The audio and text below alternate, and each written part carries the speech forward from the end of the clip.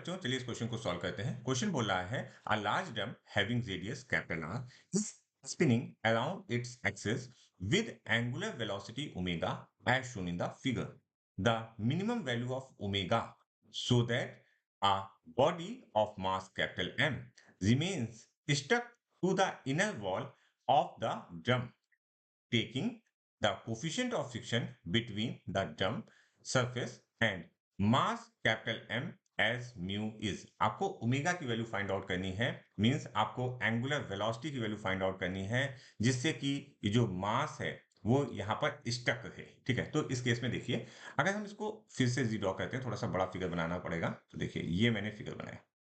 Okay, तो इस case में, इस क्वेश्चन में ये ड्रम हमारा रोटेट कर रहा है। अच्छा, ये ड्रम अगर रोटेट कर रहा होगा, तो अगर हम कोई मास लें, कहीं पर भी ले सकते हैं इसकी पेरिफेरी पर, जैसे हमने ये वाला मास लिया हुआ है, कैपिटल एम वाला।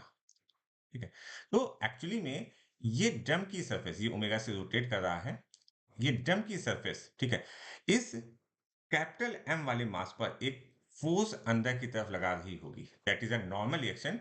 और इस नॉर्मल रिएक्शन की जो वैल्यू होगी, that is capital M omega square are.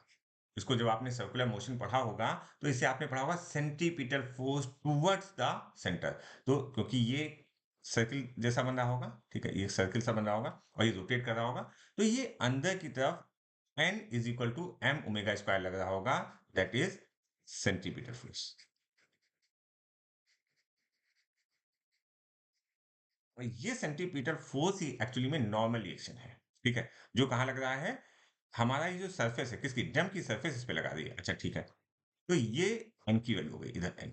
Okay, now coming to the point. अगर इस ब्लॉक को नीचे जाना है तो एम जी फोर्स नीचे की तरफ होगा, वेट। लेकिन हमारी जो ड्रम है और ये जो मास है, उसके बीच में क्या है, कोफिशिएंट ऑफ फ्रिक्शन म्यू है। तो इस पर एक फोर्स ऊपर की तरफ लगेगा, that is mu into N. Okay, mu into N. तो अगर mu into N is greater than M G हो जाएगा, तो हमारा ये कैपिटल एम वाला ब्लॉक नीचे की तरफ नहीं आएगा, बल्कि वो स्टक रहेगा वहीं पर। तो इसी कॉन्सेप्ट को यूज करते हैं। ऊपर की जब जो फोर्स लग रहा होगा, that is mu N is greater than और equal to m g. N की वैल्यू हमने निकाल के रखी हुई है, तो हम लिखेंगे mu into capital N, capital M sorry, omega square r is greater than और इक्वल टू एम जी।